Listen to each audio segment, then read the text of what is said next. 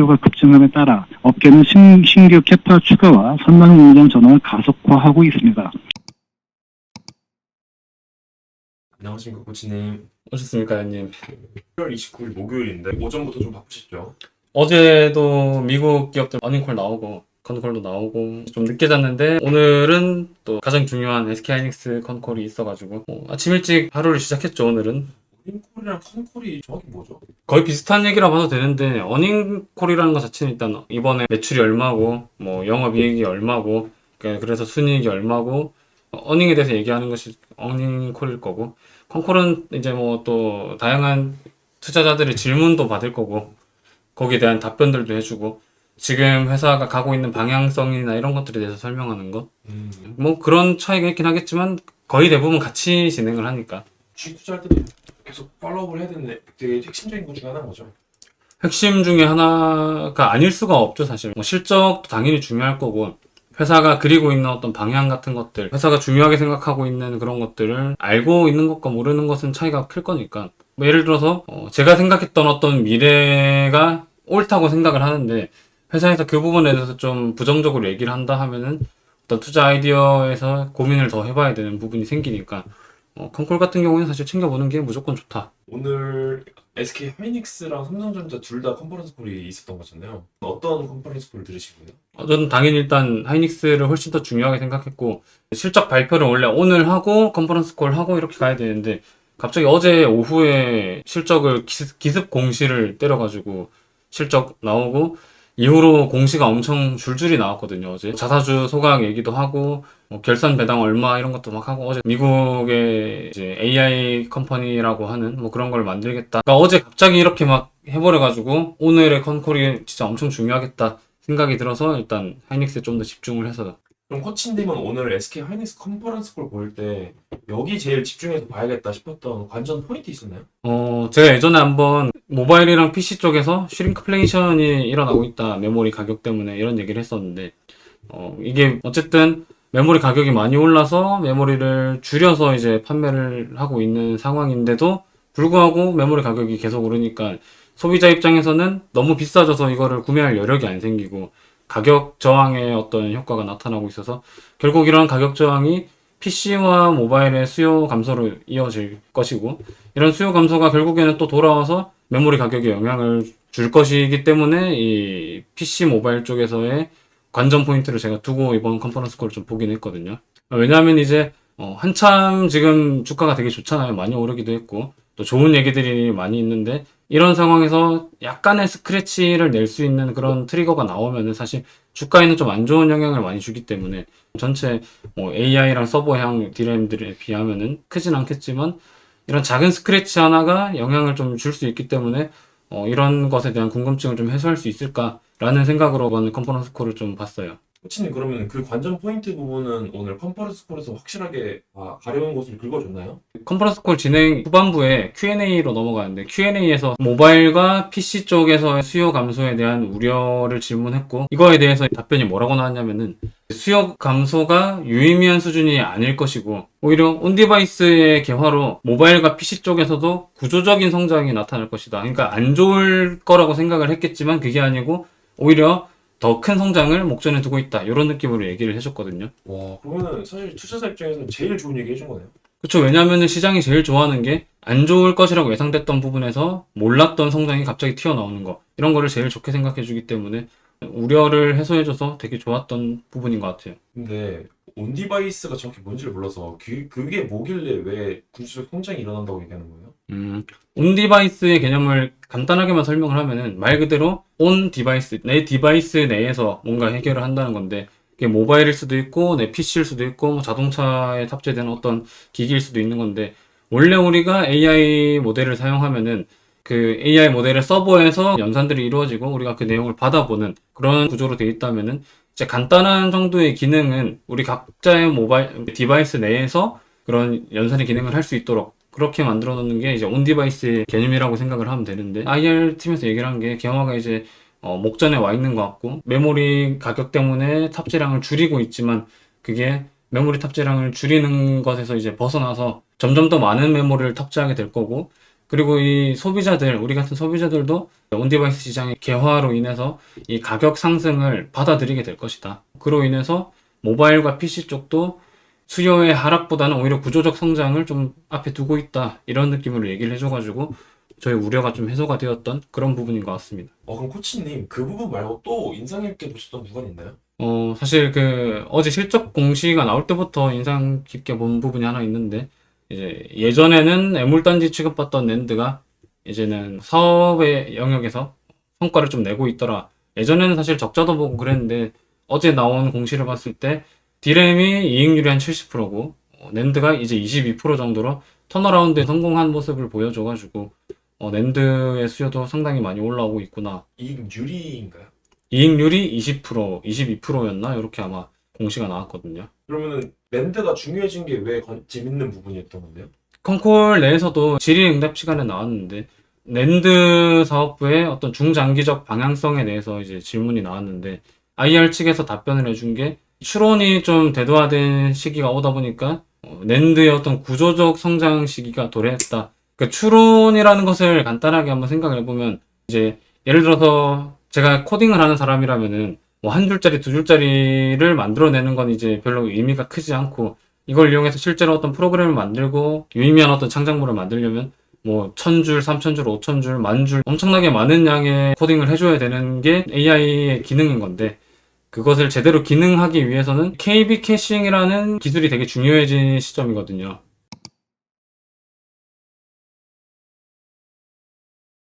우리가 흔히 사용하는 GPT나 제미나이가 작동하는 방식, 이걸 먼저 알아야 되는데, LLM은 지금까지 생성했던 텍스트를 분석해가지고 다음에 어떤 단어나 글자가 와야지 가장 적합한지 그것을 분석해서 이렇게 조합을 해가지고 답변을 만들어주는 그런 작동 방식을 가지고 있거든요.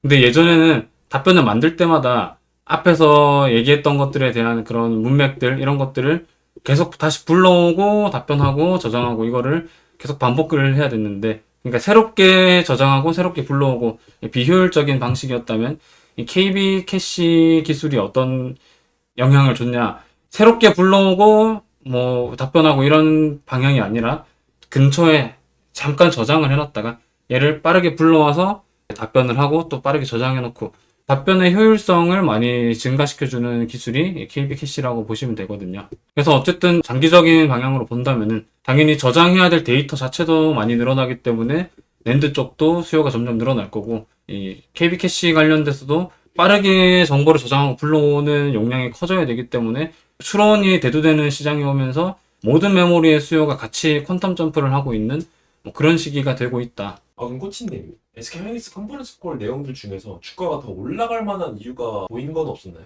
아까 이제 뭐 제가 관전 포인트 이런 것만 2개 정도 얘기했었는데, 그건 이제 어떻게 보면은 사업적인 부분에서의 상승 동력 이런 거였는데, 그거 말고 개인적으로 기대하고 있는 부분이 주주환원 쪽인데, 어제 공시 나온 것 중에 뭐 결산 배당 뭐 주당 1875원 준다 이런 것도 나왔고, 자사주 들고 있던 것들도 한 12조 원치 이제 소각한다 이렇게 나왔는데, 개인적으로 사실 기대하고 있는 거는 ADR이라고 미국에다가 저희 SK하이닉스의 주식을 상장시키는 것.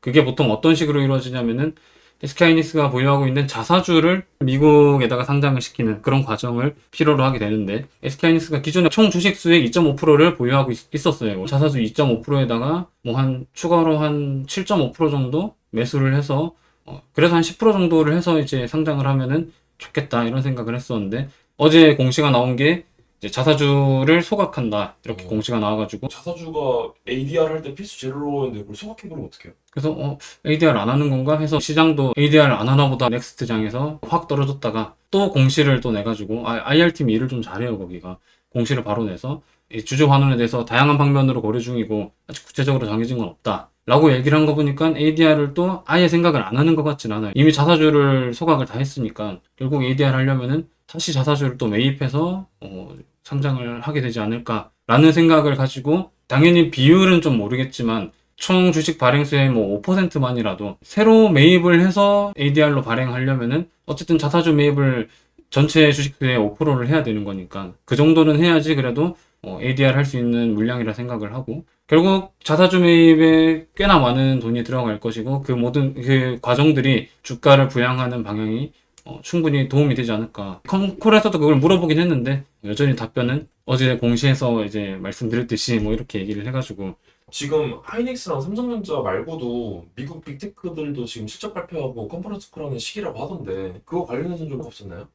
그래서 어제 제가 늦게 잤다고 얘기를 했는데 늦게 잤던 게 ASML 컴콜을 하나 했었고 메타도 했고 마이크로소프트도 이제 했는데 ASML이랑 메타 쪽 뭐 얘기를 좀 보고 생각 좀 하다가 늦게 잤던 거거든요. 그 ASML이랑 메타 쪽에서는 어떤 중요한 게 있었는데요? 사실 메타 컴콜은 뭐 저 같은 반도체 투자자들한테는 엄청 큰 의미는 아니었는데 ASML은 반도체 공정에 필요한 장비를 만드는 곳이잖아요. 이제 뭐 EUV, DUV 이런 거 만드는 곳인데 이 ASML의 컴콜에서 되게 중요했던 부분이 뭐냐면은 이제 25년도 4분기, 그러니까 10월부터 12월 말까지 이제 수주를 받은 금액이 예상했던 금액이 65억 유로 요 정도였는데 이제 발표된 걸 보면 130억 유로가 넘어간. 두 배예요, 그러면? 그래서 이제 예상치보다 두 배나 많은 수주를 받은 거죠. 그러니까 이게 어떤 것을 의미하냐면은 이 EUV, DUV는 이제 전 공정에서 회로를 빛으로 이제 그려주는 뭐 그런 공정이라 생각하면 돼요. 포토라고 하는데 이 포토에 사용하는 장비가 EUV, DUV 뭐 이런 것들인데 ASML이 거의 유일한 기업이라고 보시면 되고 뭐 중국에서도 이제 ASML 따라잡고 싶어가지고 막 이것저것 하는데 왜 그렇게 됐냐면은 사실 미국에서 중국의 어떤 반도체 굴기를 막기 위해서 전략적 자산으로 이제 ASML을 생각하고 있거든요.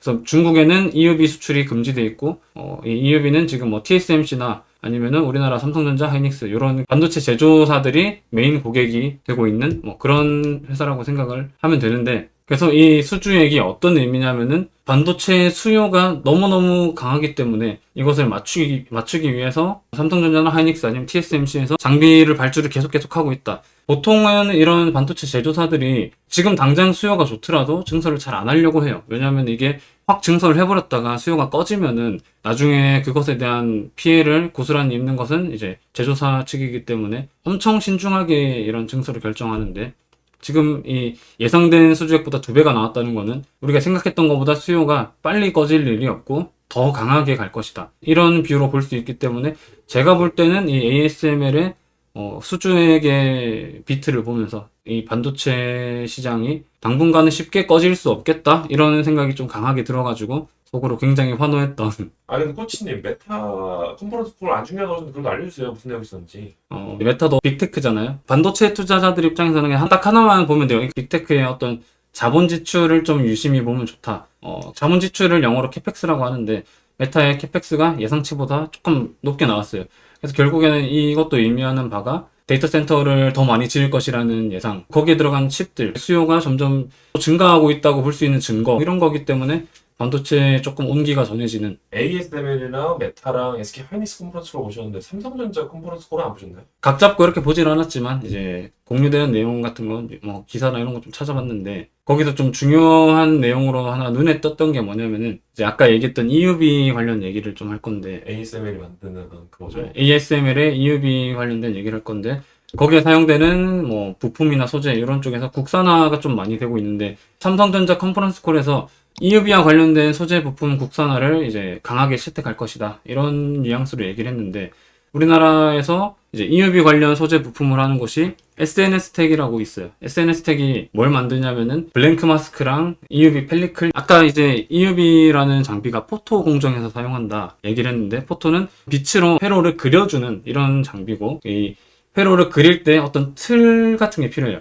그 틀이 마스크라는 건데 이 마스크는 또 처음에는 아무것도 없는 블랭크 마스크를 우리가 그리고자 하는 회로에 따라서 이제 우리가 의도대로 뭔가 틀을 만들게 될 것이고 그렇게 만들어진 게 마스크고 이 마스크에다가 직접 EUV로 빛을 때리면은 마스크에 손상이 좀 생길 수 있거든요. 혹은 또 미세한 파티클 같은 게 묻으면은 마스크를 또 쓸 수 없게 됩니다. 마스크는 굉장히 비싸요. 이 비싼 마스크를 보호하기 위해서 약간 보호막을 씌운다 이렇게 생각을 하면 되는데 그 막이 EUV 펠리클이다. 근데 그것을 하는 곳이 국내에선 SNS텍이라는 기업이 있고 그리고 이 EUV 펠리클을 장착시키고 또 탈착시키고 검사하는 장비가 FST라는 곳에서 또 만들거든요. 그래서 그 두 기업이 이런 삼성전자의 방향성에 따라서 수혜를 좀 볼 수도 있을 것 같고, 이전에도 이런 뉘앙스가 보였기 때문에 주가가 좀 상승을 했었는데, 방향성이 계속 지속된다면은 그 두 기업에게는 좋은 기회가 되지 않을까. 오늘 너무 따라하기 벅찬데요? 너무 어려워요.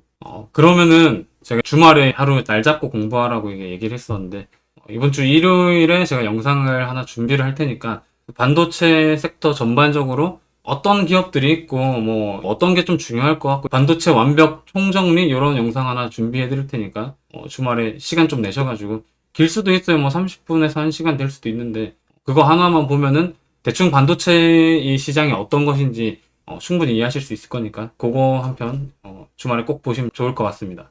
코치님, 제가 코치님 따라서 공부하다 보니까 더더욱 반도체 많이 사고 싶어졌는데 솔직하게 얼마 많이 못 샀고 좀 속상하거든요. 이거 진짜 어떻게 될까요? 좀 포모도 많이 오고 좀 힘들어요. 제가 이제 주변에서도 사실 그런 질문 엄청 많이 받아요. 못 산 친구들 지금이라도 살까 물어보기도 하고, 아니면 이제 팔아야 되냐 물어보기도 하고, 뭐 되게 많은데, 개인적으로 아직까지는 반도체가 가장 강할 거라 생각을 하고 있고, 그리고 상승 룸이 아직 많이 남았을 거다 생각은 하지만, 최근에 어떤 이제 시장의 방향을 보면은 단기적으로 좀 과열되어 있는 그런 느낌도 들기는 해요. 그래서 지금 포모를 느끼시는 분들은 막 급해져가지고 지금 당장 매수 버튼을 누르지 마시고, 분명히 이게 또 어느 순간 조금 사그라드는 시기가 올 거거든요. 그때까지 이제 뭐 현금을 잘 들고 계셔도 괜찮고, 공부를 열심히 하고 있어도 좋고, 기회가 왔을 때 그럴 때 이제 투입을 하셔야지, 막 너무 올라가고 있을 때 투입을 하면은 아마 조정 시기가 왔을 때 마음이 힘들어져서 손절하는 분들도 계실 거고, 뭔가 좋지 않은 방향으로 흘러갈 거라는 생각이 들어서 지금 당장 사더라도 일단 너무 많이 사지 마시고 일정 비율로 좀 나눠서 사시고, 또 시장은 항상 기회를 주기 때문에 그런 기회가 왔을 때 남은 뭐 자본을 또 투입하셔도 좋고, 어쨌든 핵심은 조급해지지 말아야 하는 거, 포모를 너무 많이 느끼지 말도록 하고, 자기 수양의 길을 좀 걷다 보면은 뭐 좋은 기회가 왔을 때 아마 그런 기회가 오면은 이제 보일 거예요. 아, 지금은 사야겠다. 왜냐면 제가 예전에도 비슷하게 영상도 찍고 얘기를 했는데 그때도 막 안 샀던 분들이 계실 건데, 이번에 또 기회가 오면 그때는 사시겠죠. 마찬가지로 못 사신 분들은 다음번에 또 기회가 오면은 이제 알고 있으니까 살 수 있을 거고, 핵심은 포모를 느끼지 말고 나의 가장 큰 무기인 시간을 잘 활용하는 것, 뭐 여유를 좀 가지는 것, 그렇게 대응을 하시면 충분하지 않을까. 우리 회원님들도 다 하실 수 있으니까 너무 힘들어하지 마시고, 좀 일찍 매수를 하셔서 보유하고 계신 분들은 그냥 기분 좋게 좀 여유 있는 시간을 보내시면은 좋을 것 같아요. 그러면 일요일에 이제 긴 영상 하나 준비하게 될 건데, 그 영상 기대 많이 해주시고 영상 많이 봐주시고, 오늘도 고생 많으셨습니다. 조심히 들어가십시오. 일단 컨퍼런스 콜 듣는 방법이 네이버에 SK하이닉스 검색하셔서 이렇게 SK하이닉스 IR 검색하시면은 이렇게 홈페이지 들어올 수 있는데, 거기 투자 정보에서 실적 발표 이렇게 들어오시면은 그 컨퍼런스 콜 하는 당일에 이렇게 오디오 듣는 곳으로 갈 수 있거든요. 들어오시면은 이렇게 컨퍼런스 콜 실시간으로 오디오 스트리밍을 해주니까 그냥 요거 들으면서 PPT 자료 보시면은 편하게 들으실 수가 있다. 곧 시작하니까 볼게요. 먼저 SK하이닉스 2025년 4분기 실적에 대해 설명드리겠습니다.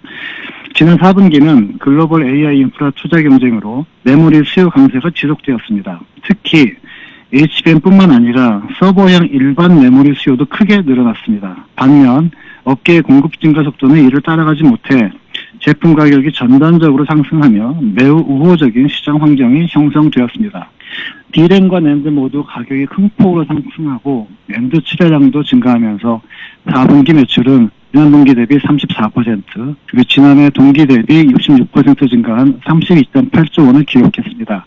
사상 최대의 분기 매출 실적을 경신하였습니다. 먼저 D램은 HBM3E 12단과 서버형 DDR5 판매가 늘며 출하량이 한 자릿수 초반 성장을 기록하였습니다. 특히 고용량 DDR5 모듈 출하량은 전분기 대비 50% 수준 증가하며 AI 및 HPC 중심의 수요 성장을 주도했습니다. ASP는 일반 D램 가격이 큰 폭으로 오르면서 지난 분기 대비 20% 중반 상승하였습니다. 낸드는 지난 분기 출하량 감소에 따른 기저효과와 더불어 모바일과 엔터프라이즈 SSD 수요가 증가하며 저희 가이던스를 상회하는 약 10%의 출하량 증가를 기록하였습니다. ASP도 가격 상승 폭이 확대되며 지난 분기 대비 30% 초반 상승하였습니다.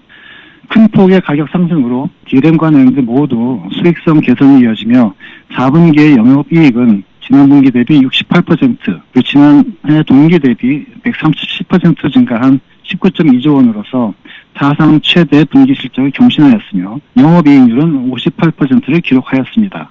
하이닉스는 HBM3E와 HBM4를 동시에 안정적으로 공급할 수 있는 사업자로서 기술 우위는 물론 검증된 품질과 양산 역량을 모두 갖춤으로써 고객의 신뢰를 확보하였습니다. 이를 바탕으로 하이닉스는 그동안 고객과 긴밀한 협업을 통해 적기에 신제품을 출시해왔으며 HBM4 역시 같은 과정을 거치며 고객과 협의한 일정에 따라 예정대로 진행 중입니다. HBM4는 지난해 9월 양산체제 구축 이후에 고객이 요청한 물량은 현재 양산 중입니다. 올해는 N15X의 생산력을 조기에 극대화하고 원싱나노 D램과 321단 낸드로의 선단 공정 전환을 가속화하겠습니다. 2025년 사상 최대 실적으로 확보된 재무 여력을 바탕으로 주주 여러분의 신뢰와 성원에 보답하고 기업 가치를 제고하기 위해 다음과 같은 주주환원 패키지를 추가로 결의하였습니다. 첫째, 기존 정기 배당 외에 주당 1,500원의 추가 배당을 실시합니다. 따라서 이번 결산 배당금은 기존 분기 배당금의 375원에 1,500원이 추가된 1,875원을 지급하고자 합니다. 이에 2025년 회계년도 주당 현금 배당금은 3,000원, 총 배당금 규모는 약 2.1조 원이 됩니다. 둘째, 회사가 현재 보유하고 있는 자개식 중 일부 임직원 보상 목적 물량을 제외하고 지분율 2.1%에 해당하는 1,500만 주 전량을 소각하겠습니다. 이사회 전일 종가 기준으로 12.2조 원에 해당하는 규모인 이번 자기주식 소각은 주당 가치를 높이는 동시에 주주 가치 제고에 대한 하이닉스의 장기적인 의지를 표명하는 것입니다. 다음으로 질문해 주실 분은 하나증권의 김록호 님입니다. The following question will be presented by Loho Kim from Hana Securities. Please go ahead with your question. 네, 안녕하세요. 하나증권 김목구입니다. 질문 기회 감사드리고요.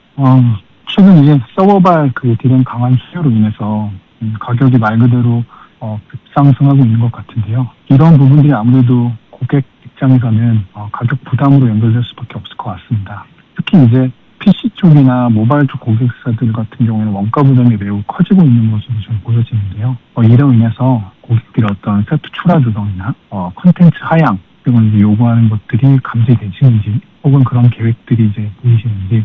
네, 질문 감사드립니다. 최근에 메모리 가격이 급등함에 따라서 PC 및 모바일 고객들을 중심으로 해서 구매 물량 조정 움직임이 일부 나타나고 있습니다. 이는 세트 업체들이 수익성을 지키기 위해서 완제품 가격을 인상시키고 이로 인해 최종 소비자의 구매력이 일시적으로 위축된 영향으로 보입니다. 이에 따라 일부 고객들은 출하 계획을 보수적으로 수정하거나 가격 민감도가 높은 저사양 제품을 중심으로 스펙 조정을 검토하고 있는 상황입니다. 반면에 온디바이스 AI에 대한 기대감이 하이엔드 제품 중심으로 신규 교체 수요를 이끌어내고 있습니다. 이를 통해 단기적인 PC, 모바일 출하 조정이 전체 시장의 수요 위축으로 확대되지는 않을 것으로 전망합니다. And we will take the next question. 다음으로 질문해 주실 분은 다이와증권의 SK킴 님입니다. The following question will be presented by SK Kim from Daiwa Securities. Please go ahead with your question. 예, 안녕하세요. 다이와증권 김성기입니다. 질문 기회 주셔서 감사합니다. 저는 낸드 플래시 쪽에 질문이 한 가지 있습니다. 지금 AI 스토리지 시장이 굉장히 확대될 걸로 예상이 되는데요.